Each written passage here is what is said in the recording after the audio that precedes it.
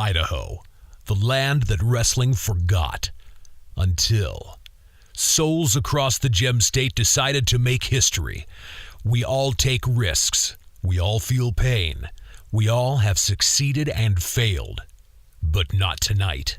Tonight, our stories will be told. Tonight, our voices will be heard. Tonight, your eyes will see the unbelievable. For the first time in Idaho history, we bring you local professional wrestling. So gather the family, take a seat, and leave the action to us. We are Wrestle Club.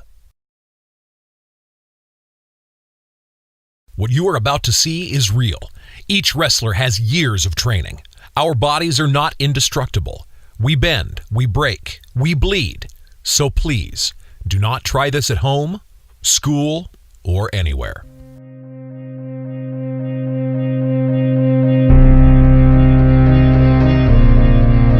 Our first match is scheduled for one fall. Entering the ring from the Idaho Department of Corrections, weighing in at 175 pounds, the Outlaw Rusty Livings. Welcome everybody to episode 30, 3-year anniversary. I am G and my partner is... Hello everybody, once again this is Wes, and that is right G, the big 3-0 on the 3rd year anniversary of Idaho's only professional wrestling, the Wrestle Club. And as we see the Outlaw Rusty Livings making his way out here, and we are in Middleton, Idaho for this 3-year anniversary. The Outlaw Rusty Livings out here looking to get a little bit of a payback after all the events that transpired at the Potato Bowl, where, if I remember correctly, the Arabian Nightmare Saleem Abbas has stolen Outlaw's mask. Hopefully the Outlaw gets that mask back, but the last episode, I'm pretty sure that mask has been bad luck for Saleem Abbas, as he did not advance to the finals. No, bad luck is definitely the best way to put that. There was no luck in that one when that all happened. And his opponent from Basra, Iraq, weighing in at 195 pounds, Saleem Abbas. And as you just heard, the Arabian Nightmare, Saleem Abbas, former Wrestle Club heavyweight champion. And while we have to, go ahead and say it here, G, the belt never was really lost by the Lost Soul Garibai. Does that mean that can be considered a former heavyweight champion? Technically, no, because he never lost the belt. As we saw a video clip, he has the belt back finally. He is the current heavyweight champion. That is the Lost Soul. So technically, anybody that supposedly pinned him did not even count. So he can't say former champion Saleem Abbas. Yeah, we can't even say that about Mr. Hickman either, which that's got to put some bad taste in his mouth in that one. Saleem Abbas out here though with his trophy that he has stolen from the Outlaw Rusty Livings at the Potato Bowl. I'll be pretty honest with you here, G. This is gonna be kind of a drop down knuckle fight, if you ask me. Is that Saleem Abbas or is that the Outlaw's brother? I don't know. They both look very similar. It's kind of frightening. And the bell has just rung here, and oh man, these guys are going at it lefts and rights in the middle of the ring here. No blood loss here. I think brother's correct. They fight like brothers. Outlaw going for a line. Saleem Abbas ducking, and Saleem Abbas just grabbing his face and shoving him to the ground. He just grabbed his forehead there. He did. And there's like a legal choke hit right there. Referee needs to get in there. I don't know if that was necessarily a legal choke hit. It looked like he just slapped him a couple times across the jaws with both hands there. Saleem Abbas taking a couple shots to the back from the Outlaw. Saleem Abbas having that side headlock. The Outlaw with that push off there. And there's a high knee. A high leg drop straight to Saleem Abbas' chest. And Outlaw telling Saleem Abbas straight up, I want my mask back as he whipped him over onto his back with that hip toss. Going for a line and ducking by Saleem Abbas, only to receive another couple chops to the neck there. Saleem Abbas with that headlock slam there, straight down to the canvas here at 3-year anniversary. And the Outlaw Rusty Livings is outside the ring here. Wisely rolling out of the ring, and I'll be pretty honest with you, that was a pretty good variation of a headlock followed up by a Russian leg sweep. Outlaw Rusty Livings not having any of it though, getting out of the ring as I just mentioned, with Saleem Abbas still in there, and you gotta wonder the mind game that it is to see his own mask on another man. And there goes Saleem Abbas chasing after the Outlaw here. Both men might be counted out. It might be, but does that mean that the Outlaw get his mask back? It's hard to say on that one. Right now, Outlaw looked like he was trying to duck Saleem Abbas, only to have Saleem Abbas kick him in the gut, followed by another kick to the gut. Saleem Abbas has the Outlaw, and the Outlaw just tasted the apron there. You see it too. He slumped over there, and Saleem Abbas stomping square on the back of Outlaw. That man is vicious when you get down to it. And once again, taunting as he is the Outlaw. These guys might be counted out here, getting close to that 10 count. They need to go back inside the ring here. Well, I think they just heard you on that because they quickly just flipped him back inside the ring. Saleem Abbas did to Outlaw Rusty Livings. And I'm going to be pretty honest with you, G, I'm not even sure who's who right now. With both these masks, it's kind of odd. Yeah, it's kind of hard to call here. Saleem Abbas is just working that lower back of the Outlaw. He's probably trying to set him up for that camel clutch. Yeah, definitely. And that would be quite an upset victory if Saleem Abbas could get that on the Outlaw. Outlaw is on a pretty impressive momentum streak going forward. Despite the fact he may have lost at the Potato Bowl, he still has quite the momentum going into every match that he has. Quickly countering that headlock into a nice drop toe hold. And the Outlaw's taking advantage. Now he's working the lower back of Saleem Abbas. So I still have a question that ponders my mind, G. While we're watching this, it's like watching two pizza men fight each other. I don't know what they look like underneath that mask. Are we even sure that's Saleem Abbas? Well, hopefully we find out. The Outlaw, I believe this is the surfboard stretch. Cole Cabano uses this move too. He just let him go there, and the Outlaw's taking the mask off. I just want to find out who this is. It is Saleem Abbas. Put the mask back on. I think you look better with it on. Outlaw Rusty Livings reclaiming his trophy. Let's just hope that he doesn't lose his mask, because I'll be pretty honest with you, I don't think I can take that. I don't know. I've never seen what he looks like. Saleem Abbas says he wants his mask back. That's the Outlaw's mask. He did. Yeah, feeding some shots to his back and then a kick to the gut. Outlaw Rusty Livings right now getting pummeled by Saleem Abbas for taking off his mask. And the referee, I think he's putting the Outlaw's mask in his pocket there. Saleem Abbas with that suplex. Nicely done. That was full extension up and over, and Saleem Abbas almost kipping up out of that. Saleem Abbas, though, not done with the Outlaw, stomping on his face there, raking his foot off the eye. And just kicking him right in the upper shoulder area there. Saleem Abbas, I think he's just taunting this crowd, saying, I can't hear you. I think Saleem Abbas needs to realize that he's not the Outlaw anymore. He lost the mask at this point in time. And quite frankly, I don't know. I think he made a better looking Outlaw than the Outlaw makes a better looking Outlaw. Well, Saleem Abbas might be having good luck, and it looks like he is as he hit that body slam there. He needs to go for... Ooh, there's that leg He drop. needs to go for a leg drop. That's what he needs to go for, and that's exactly what he went for. Dropping the leg across the neck of Outlaw. Ouch. He's letting the Outlaw recover here. He has him in that front face lock. Might be going for another suplex. It doesn't look like it. Outlaw Rusty Livings quickly stopping and feeding some shots to his gut. Quickly turning him into a traditional style neck breaker right there. That's almost a hangman's neck breaker.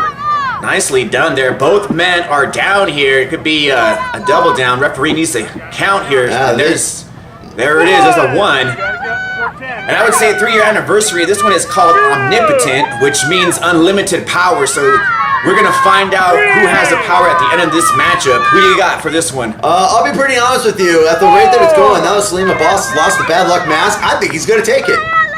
I'm going to be rooting for the Outlaw, but I'm not going to put money on him. I know what happened last time. Yeah, you lost that money, and I had a great pizza dinner that night. Saleem Abbas feeding Outlaw some shots to the face there. And those are some illegal rights.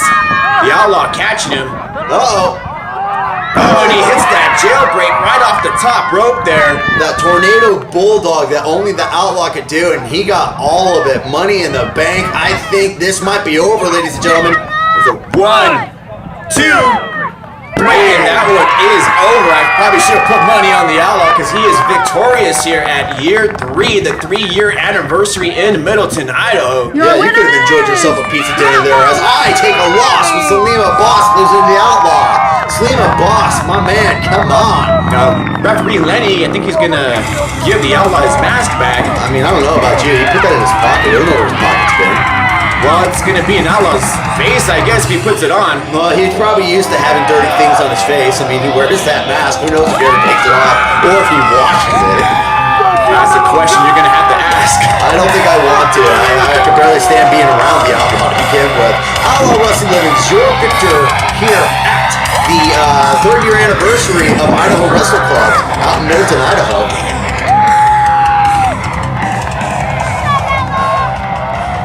And there you see standing ovation for the Outlaw here in Middleton. Well, I mean, you know, simpletons and Middleton's got to love a simpleton who wins. He's a simple man and he gets the job done any way that he can. That's right. Big John Henry here with my good friend Bernadette, and I'm one half of the Spud Brothers Coalition. I'd like to cordially invite all y'all to come out to the 3rd year anniversary of the Wrestle Clubs down in Middleton, Idaho, Saturday, October 6th at 2 p.m. And Mr. Holloway's, he done told me I'm going to be wrestling with the king, Mr. Marcus Anderson's. And what's that? You being awful loud. I know Bronco ain't here. That's because he ain't got his chores done. You get back to work now, boy. I told you no promo time until you get all that hay baled. I don't care you can't see, you can't hear me? You can't see me neither. So there you go.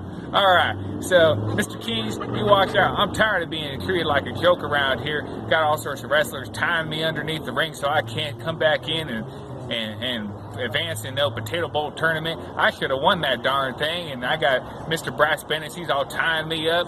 And then I got people, you know, hoodwinking us all over the place left and right. Y'all think we're a bunch of dummies. Well, I'm going to tell you what, Mr. Andersons, I'm going to come after you. I'm going to light you up, farm style.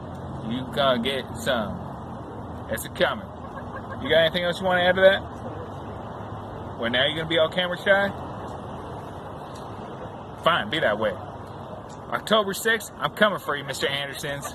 King nothing. Only king you are is king of a trailer park. Our next match is scheduled for one fall. Entering the ring from Boise, Idaho, weighing in at 200 pounds, one half of the Spud Brothers Coalition, Big John Henry. And our second matchup of the day in the 3-year anniversary, making his way out here is Big John Henry, one half of the Spud Brothers Coalition. And there you see Bronco Billy all smiles as they're entering the ring here at year 3, Middleton, Idaho. And this event is called Omnipotent, which means unlimited power. That's right, unlimited power, but that doesn't mean omniscient, which means unlimited knowledge, which both of these men unfortunately lack. Now, Big John Henry and his brother there, Bronco Billy, both are 2018 rookies.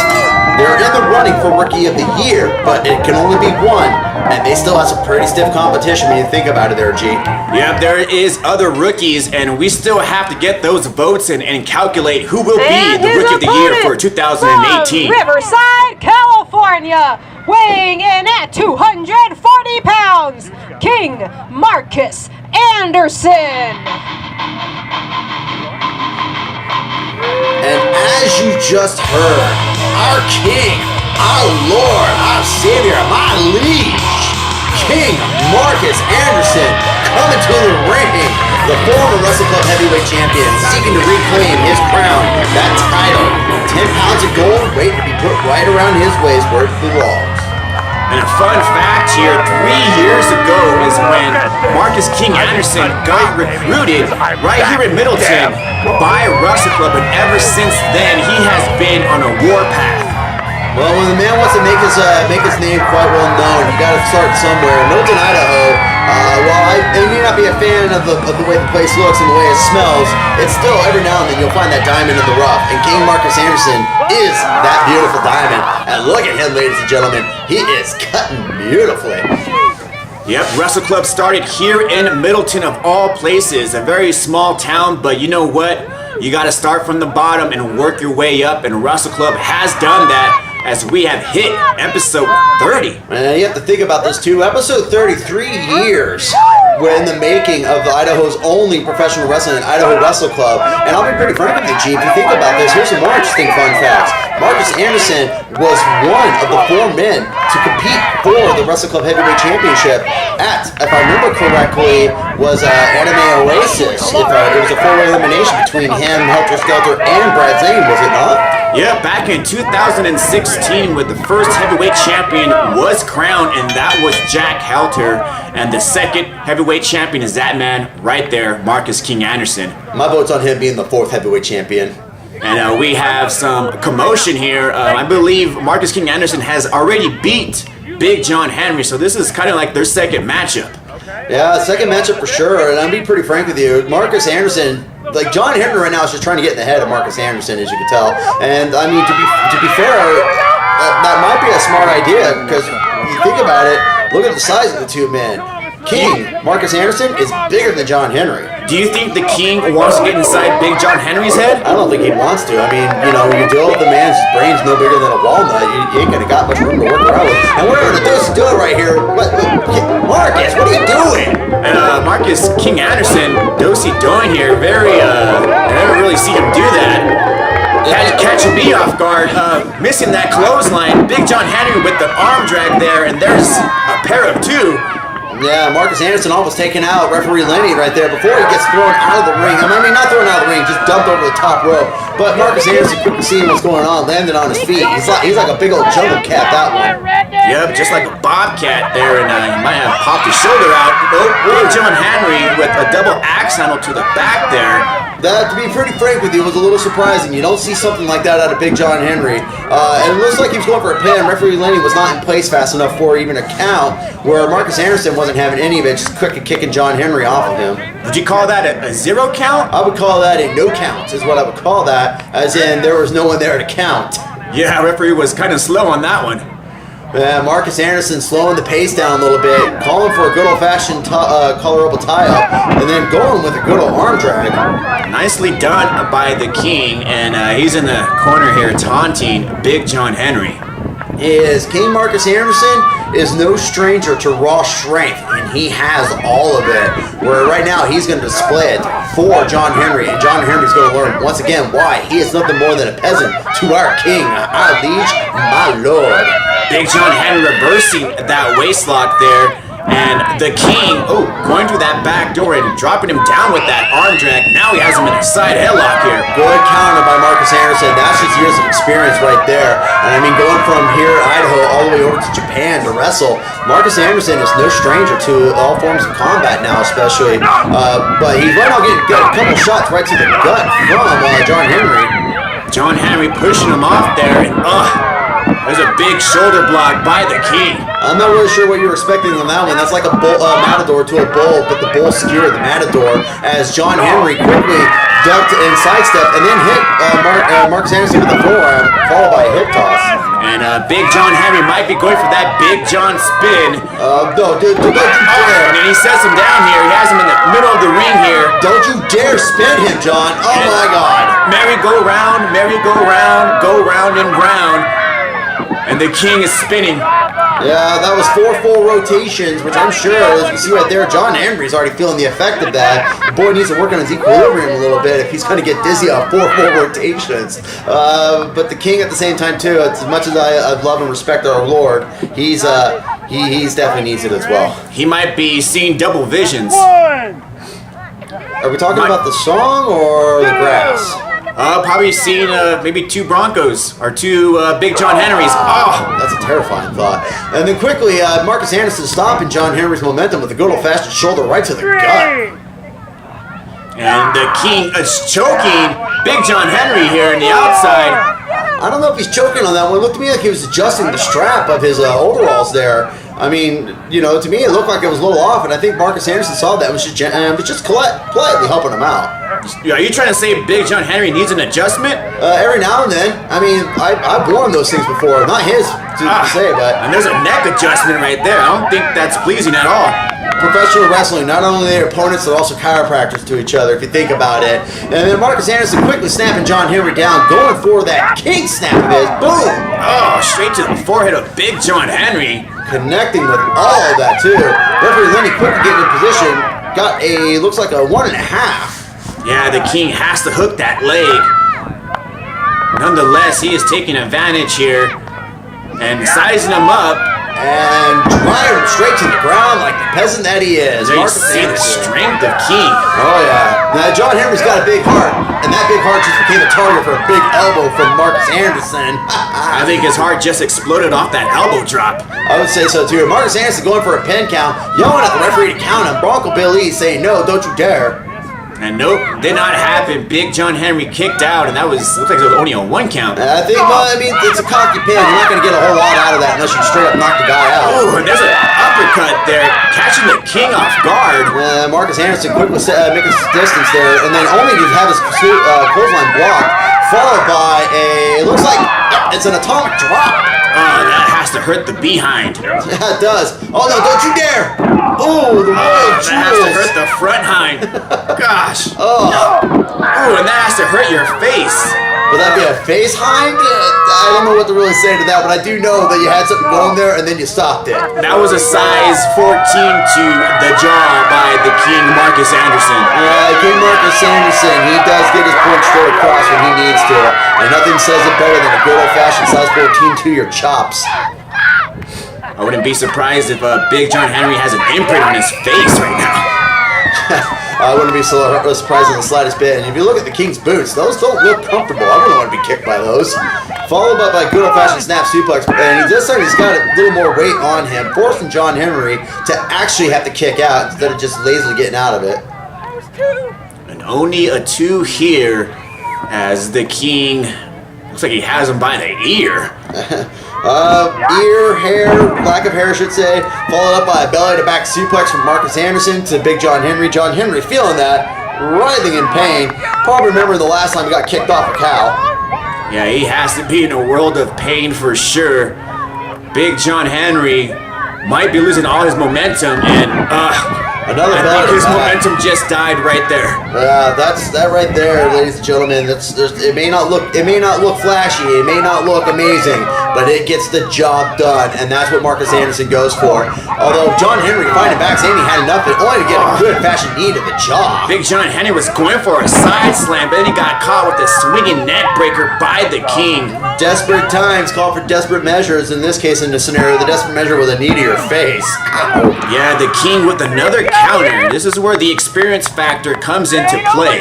Yes, absolutely. Marcus Anderson, once again, you have to think about it, G. Former heavyweight champion, although a victory from John Henry would be quite an upset on Marcus Anderson if you think about it. Here comes the King off that second rope. Nothing there but a good old-fashioned double axe handle to the breadbasket.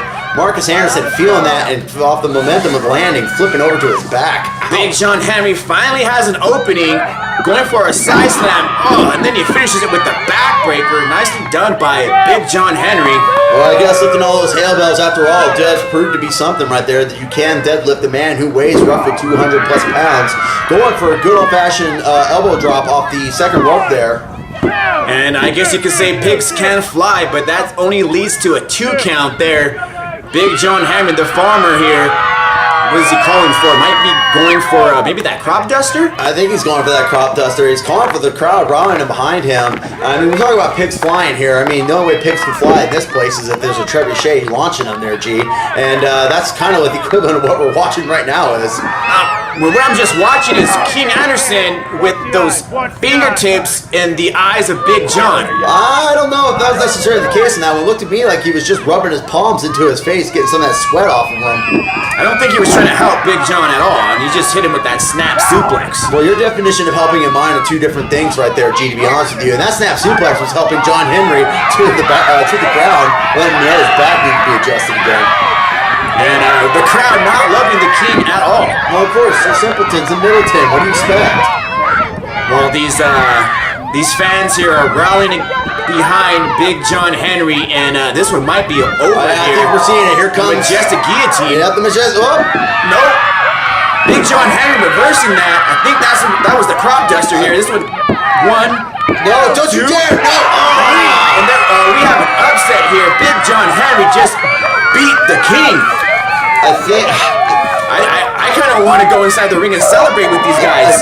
You can. Go ahead. Have fun. I'll just go ahead and compare you to them as well. I was just waiting until the King leaves the ring. That might be a good idea, truthfully. And I mean, I wouldn't be. I'm flabbergasted for the King, to be honest with you. The fact that John Henry scored an upset victory on our former Wrestle Club heavyweight champion, even the King is beside himself. Yeah, look at that. Look at that. Gosh, even booing. The fans are running away from this guy. Look at that.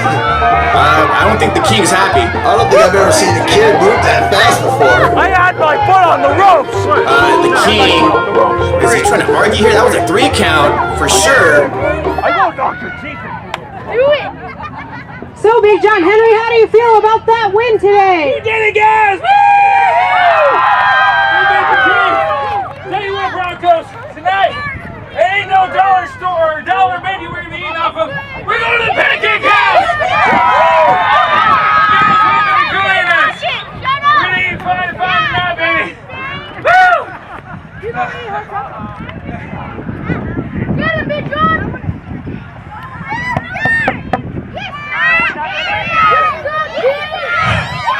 You know what? You know what? All of you shut up for a moment. You peasant gutter snipe trash! Listen up when your king is talking to you!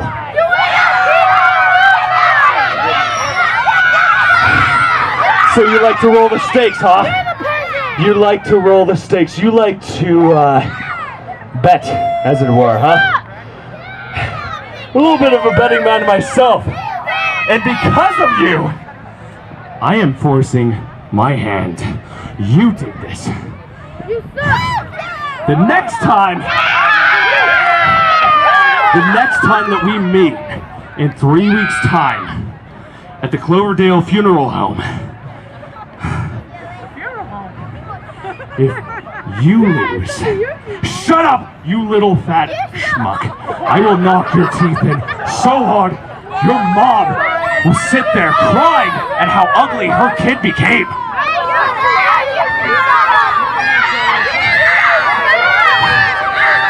If I win, you and you have to become my servants. Do you accept, Big John?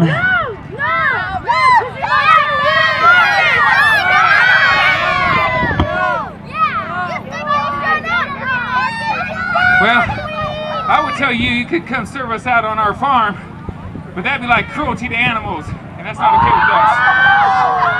But I'll do you one better. When I beat you, When? we are gonna cut your hair. And you're gonna be bald and beautiful, just like me. We're gonna take that little rat's nest right there, that greasy little rat's nest, and we're gonna shave it clean down to the scalp. Nice and bald like Big John.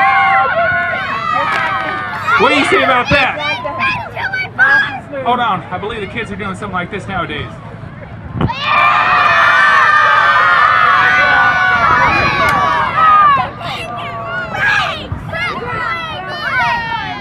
You best get your serving clothes ready, boy. You best get yours ready. Because I accept. It's on. Coming after you. Bald and beautiful, baby. Just like me.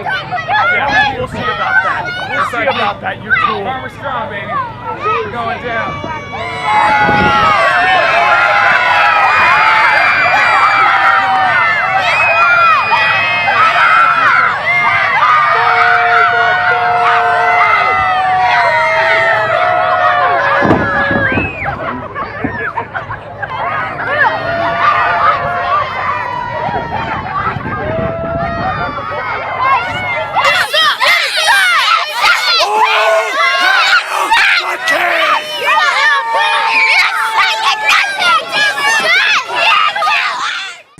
Before we begin our next match, I wanted to mention that you can watch us in the comfort of your own home or in your car or anywhere, as long as you have a Roku-enabled device. Just search for a Wrestle Club. We're in the sports category. Our semi-main event is scheduled for a 4-way elimination match. The rules are as follows. Elimination may only occur with a pinfall, submission, or disqualification. Only 2 opponents may be in the ring at all times. They must tag out in order to let the other opponents into the ring. The last man standing is declared the winner. First into the ring is from your local farmer's market, weighing in at a fresh 208 pounds, 1/2 of the Spud Brothers Coalition, Bronco Billy. And making his way out here is Bronco Billy, the other half of Spud Brothers Coalition. We saw Big John Henry pulling off the biggest win of his career. Can Bronco Billy follow up and pull out a W here in this 4-way elimination matchup? Well, when you think about it, he's got good momentum going into it. Seeing his brother score the victory has got to inspire him pretty heavily. But I'll be pretty honest with you, G. He's coming in against some pretty fierce competition with 3 other men in this 4-way elimination. John Henry out there cheering the crowd, enjoying the fact that they are loving the fact that he won the match. 299 pounds, your Tree City Giant, James Grimm. And coming to the ring, all 300 pounds, this man is no stranger to Middleton, Idaho. He is the Tree City Giant, James Grimm. And the competition just got bigger with James Grimm coming out here. And he is flamboyant as well. Here's the 3-year anniversary. People are loving this guy. Flamboyant's the correct way to put that. The pink sunglasses, the pink shirt. James Grimm has been on quite a rise, truthfully too, managing to prove his worth by going all the way to the end of the potato bowl, as you recently just saw, folks. But again, his competition tonight is going to be no laughing matter. Third down to the ring is from Middleton, Idaho. Weighing in at 170 pounds, Theodoric Lionheart. And it is time to wake up the Lions, because the Lion of Wrestle Club, Theodoric Lionheart, is another competitor here in this 4-way elimination match.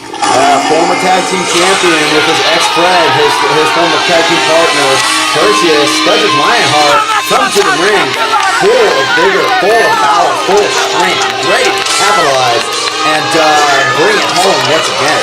Can you believe that Theodoric Lionheart is only 20? Is that right? I thought he was a little younger than that. I thought he was 19 at this point.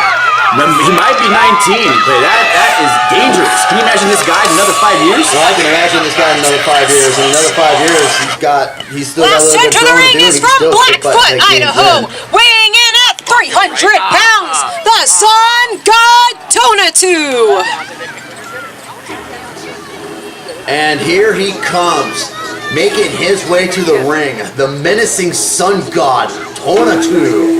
This man has made quite an impression since his debut against the Lost Soul Garibai almost a year ago. And he might be the Rookie of the Year for 2018, and he has been phenomenal. I mean, this guy has really come into himself, and oh gosh, just yell at a fan there. He's big and intimidating, and you know what? He's allowed to be. I wouldn't want to be in that man's warpath. The Sun God Tonatiuh, though, you're absolutely right, though. He is actually my personal vote for 2018 Rookie of the Year. I think he's got what it takes, Sergi. I would probably have to agree with you on that one.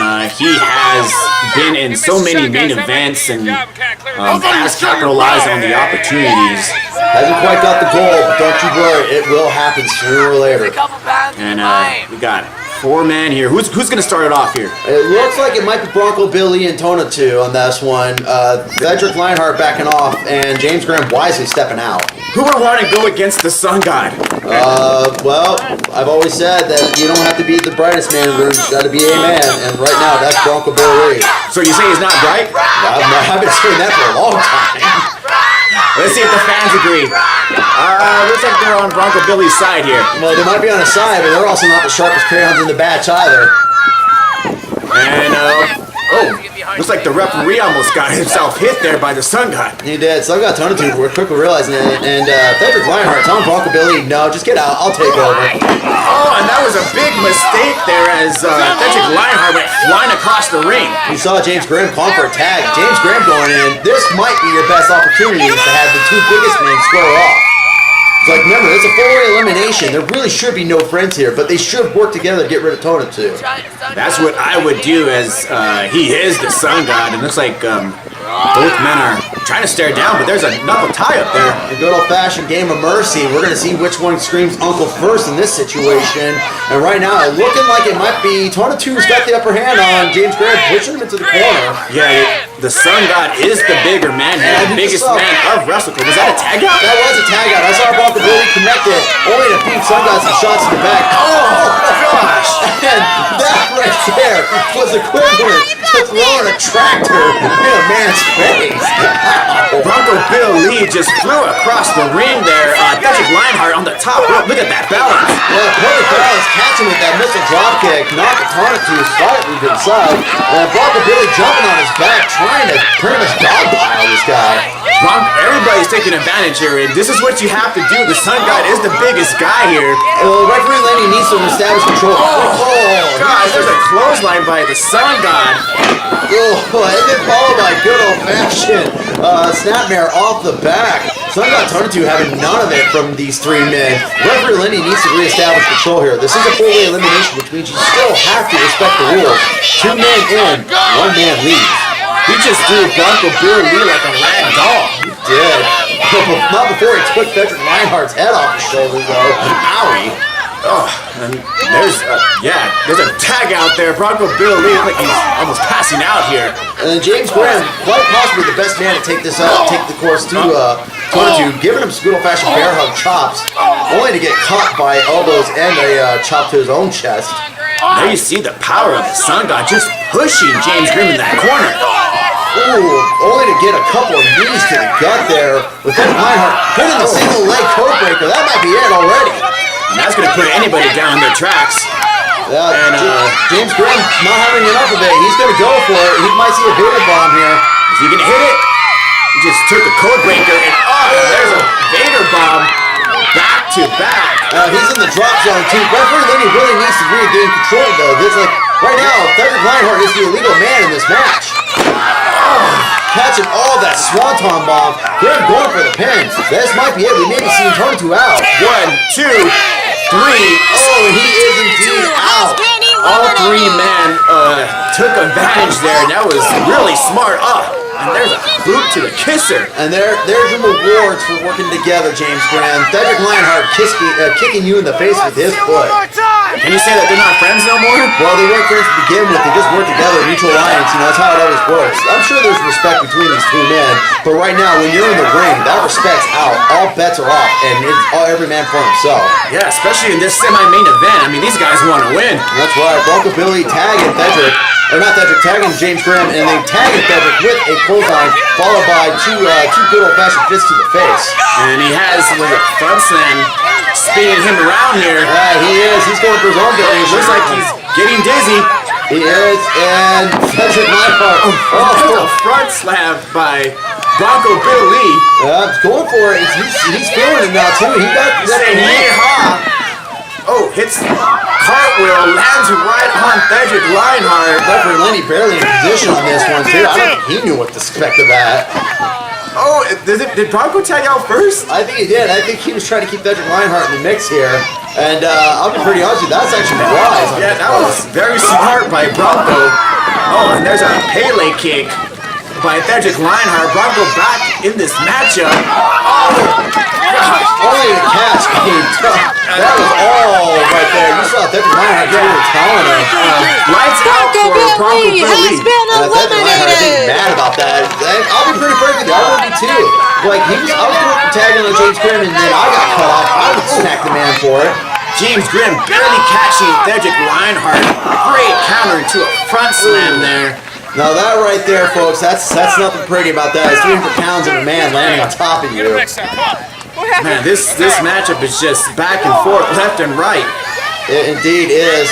First we saw great cooperation between these men, and now you see what happens once the alliance is off. It's all about whoever's going to get that final pin, and Theodoric Lionheart is making his point quite well known. Yeah, he hit that swing blade. James Grimm has him in the corner here, hitting him with those meat hooks. Nah, let's go old-fashioned tree chunk chops right across the throat. Referee Lenny needs to get out of the way again. And here comes James Grimm. Nobody home, and Theodoric Lionheart capitalizing on the nobody home and making sure nobody truly is home. And there's a code breaker. 2, 3. No one gets out of that. Breaking the code, breaking the jaw of James Grimm. Victorious here is Theodoric Lionheart and Middleton, his hometown. Yeah, that is his hometown. Quite an upset victory, truthfully. The smallest man of the batch is the one who comes out on top. That's saying a lot for itself, truthfully, G. Well, you hit all of those guys with the Codebreaker. Well, you have to think about it, though. The Codebreaker is what started up for Tonatiuh's failure. I think, honestly, it was just the fact that he took 3 big moves in succession. Codebreaker, followed by a Vader Bomb, followed by a Swan Song Block. Then you have the Codebreaker on Bronco Bill Lee, followed by one more on James Grimm. Lionheart definitely was making sure his point was well made here. Yeah, he wrapped it up with the W, and his hometown fans love him, and everybody else does too. As far as me, I love this kid. I'm indifferent about him. I can go either way. No line about it. He's good. No doubt about that. But I still feel like he hasn't reached Your greatness main event is scheduled for a title match. In particular, a title versus title match. Whoever wins this will become both the Idaho Potato Bowl champion and the heavyweight champion. First to enter the ring is from New Orleans, Louisiana, weighing in at 165 pounds, one half of the current tag team champions and your current Potato Bowl champion, Project Mayhem's Damien Black.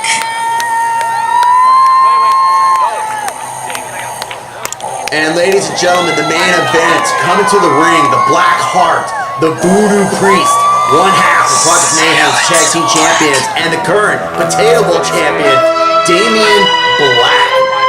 Yeah, this is the main event, and as you just heard, this is title versus title, so whoever loses is going to be titleless, and someone that is going to pick up the victory will be a double champion. Can Damien Black be a triple champion? You know what? There are no rules saying you can't do it. We've seen men go across the world playing the title from every other known location possible.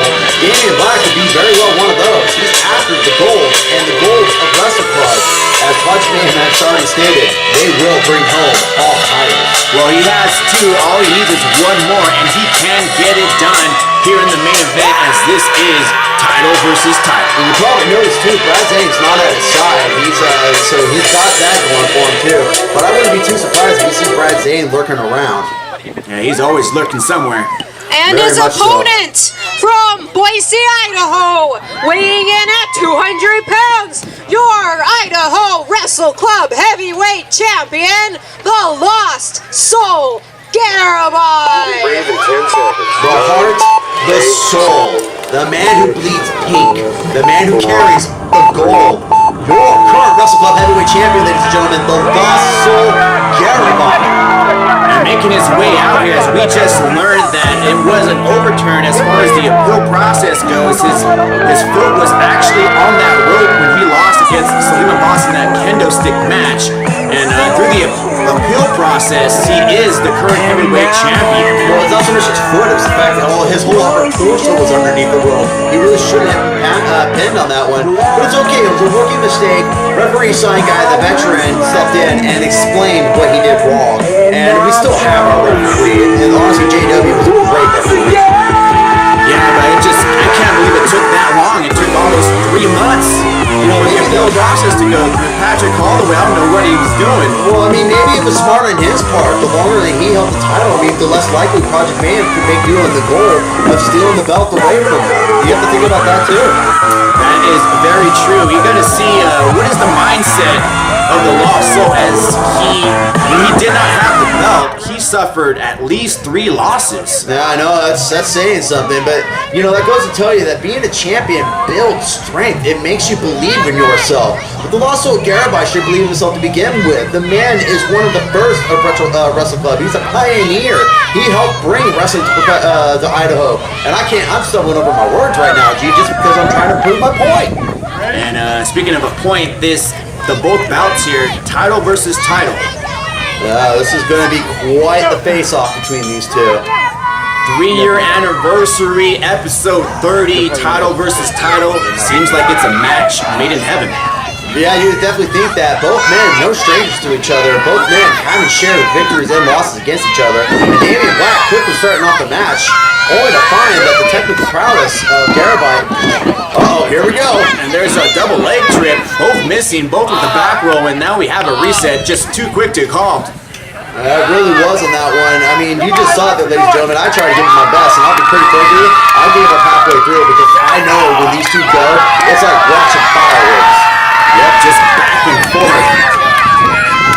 It looks like we're calling for a good old-fashioned knuckle tie-up. Damien Black, though, I mean, you see him getting kicked in the chest, or to find himself caught up in a scissor headlock.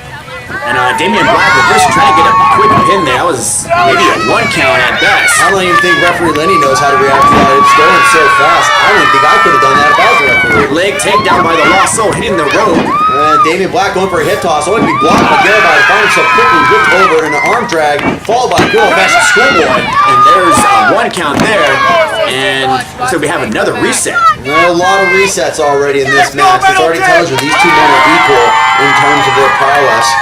It's going to come down to the veteran. It's going to come down to a veteran maneuver from Lost Soul Garibai or a rookie mistake that could also cost it too. It's hard to say. Oh, and there you see Damien Black has some hair there in the corner, whipping the Lost Soul up and over. Ooh, there's an elbow straight to the chest there. And then also Garibai going for a good old-fashioned up and over, only to be rolled right through because Damien Black moved out, followed by a hip toss, and then Damien Black calling for his own hip toss and getting Garibai at it. And both men going for a double drop kick, nobody home there. One more reset, but Garibai having none of it, quickly giving him a good old-fashioned cowboy takeover. And looks like he's going for that whip there. Here comes Damien Black, drop down. And looks like he got caught. He got caught. Damien Black tried to go underneath, and he got caught. And there's mistake number 1, and there's a suplex right there. Well, that's what I was talking about right there. These two men may be even, but it's going to come down to the veteran skills of Lost Soul Garibai, and he caught Damien Black. And there's a Euro right there. Damien Black off that rope. A pop-up. Ooh, and there's a pop-up Euro straight to the jaw of Damien Black. Hello, Damien Black is what Lost Soul Garibai just said there with a good old-fashioned pop-up Euro right to the jaw. Black wisely rolling out of the ring. Come on, back in. Anyways, G, I gotta be pretty clear with you here. I've said it before, Project Mayhem, they may not be the best players in the game. They're the dirtiest players in the game, but they do bring an element to the match. And right now, Lost Soul Garibai just got caught with that element. Yeah, he got caught with looks like a throat thrust right there. And now with the springboard clothesline, Damien Black, that's only going to lead to a 2 count there. But that's a 2 count right there that was well done. Because if you think about it, this match, they started off strong, and then Damien Black kicking Garibai across the chest. But starting off strong, getting a 2 count already says a lot. Ooh. And looks like Damien Black was going for a double knee breaker, but got caught and reversed into, was it a crab here? I think that is a good old-fashioned Boston crab, and Lost Soul Garibai's got that sucker cinched in. Damien Black grabbing the ropes. Wisely done by Damien Black, grabbing that ropes, and it's going to cause a separation here. The Lost Soul with the Euro straight to the jaw there. And there's a whip. Here comes Damien Black. Nobody home for him. Kitchen sink right to the good old-fashioned gut. Lost Soul Garibai calling for it, and we got a Russian leg sweep with Lost Soul going right through. Look at that. Beautifully done. And the crowd here is definitely loving it. There's a front roll by the Lost Soul. And we've seen this one before. This is traditional Lost Soul. He's sinking in. He got him in his own modified version of a surfboard. And we could see a tap out here. Damien Black has nowhere to go. Well, I don't know if you can call that a tap out or if he's calling that quit. He's got his hands locked, so he really can't tap. Damien Black quickly getting out, showing that he is quite comfortable stomping on the toes. Stomping on both toes. Well, there's nothing illegal about that. He gets the job done. Oh, and then he does a side kick straight to the kneecap there. And here comes the Voodoo Priest, Damien Black, hitting that cartwheel DDT. Flipping Lost Soul Garibai onto his head and falling over his face there. I think that actually may have costed Damien Black if you think about that. That was all Garibai rolling on his face. Yeah, Damien Black does not have the strength as both men are down, taking a beating here. And 3-year anniversary. Champion versus champion, ladies and gentlemen. You have to think about that. We got a champion versus champion between Project Mayhem and the very heart and soul of Wrestle Club, Lost Soul Garibai. I'll be pretty frank with you, G. This is going to go either way.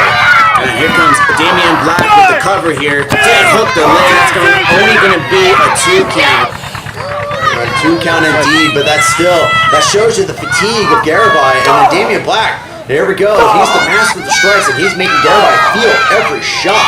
And here comes Damien Black with that corner whip.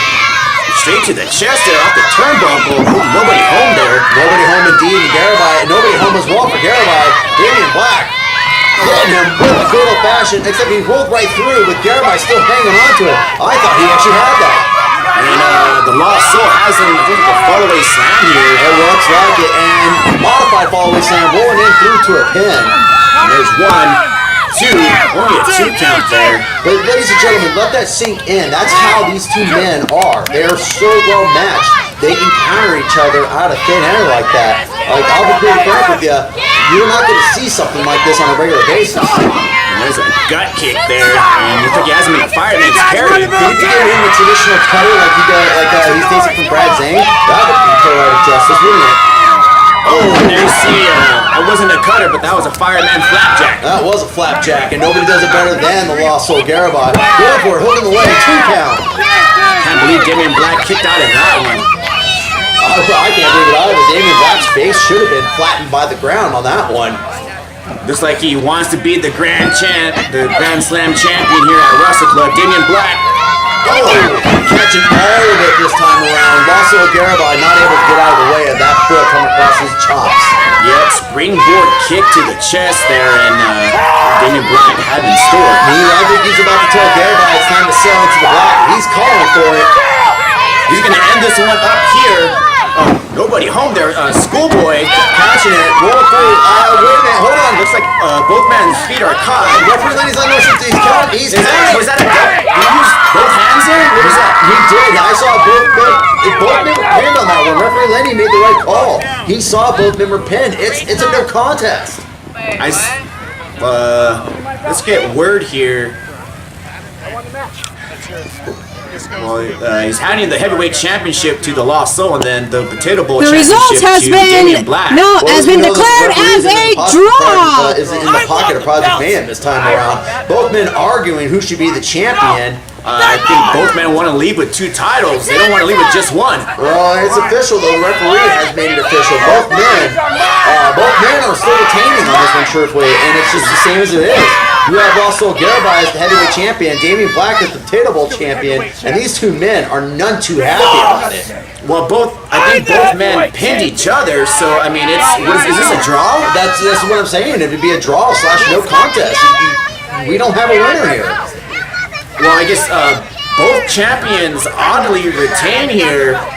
No title changes in episode 30. Well, that's a weird way to finish an episode, don't you think? Yeah, there's a draw. Episode 30 main event is Whoa! Whoever it was just gave Garibai a traditional flying to the noggin with that punch to the kisser. Ow! He has who's this? Oh, happy 3-year anniversary, Wrestle Club. My name is Jay Cruz. Welcome to the Californication of Wrestle Club. And there you just heard, that is Jay Cruz. He's saying, I guess Californication to Wrestle Club. What does that mean? I believe that means we're having an invasion from California, and that's what that looks like right there. Jay Cruz just laid out the Lost Soul with a good old-fashioned punch to the kisser. Lost Soul kind of realizing what happened, and I'll be pretty honest with you, he's not too happy. Was that a Cali TKO or what? It looks like a knockout. Referee Lenny quickly coming back out, checking on him, making sure he's okay. So, another Californian comes to Idaho? Oh boy. Well, you know, to be fair though, the one that we need to respect is our king, Marcus Anderson, and the rest are, they're whatever. Anyways, Lost Soul Garibai is still your heavyweight champion, ladies and gentlemen. He's right now chilling with the fans. Yeah, episode 30, year 3. We just want to thank everybody that's involved in Wrestle Club, to our hard cam, Jennifer, our ring announcer, Maylee, all of our referees. At 5 p.m. at the Cloverdale Funeral Being pretty frank with you, G, we couldn't do it without them. Like, because of them and you, the fans at home. While I may make fun of you guys, we need you. We're always here for you, and you're always there for us. And I mean, you got to think about it. 3 years of Wrestle Club. We're going on to the 4th one now, there, G. Yeah, it's going to be crazy to see what year 4 has in store for Wrestle Club. But we just want to thank everybody that has been involved in Wrestle Club. and backstage and the roster. Thank you very much. Episode 30, Year 3, I am G. Peace. And this is Wes, and we love you, ladies and gentlemen. Mwah!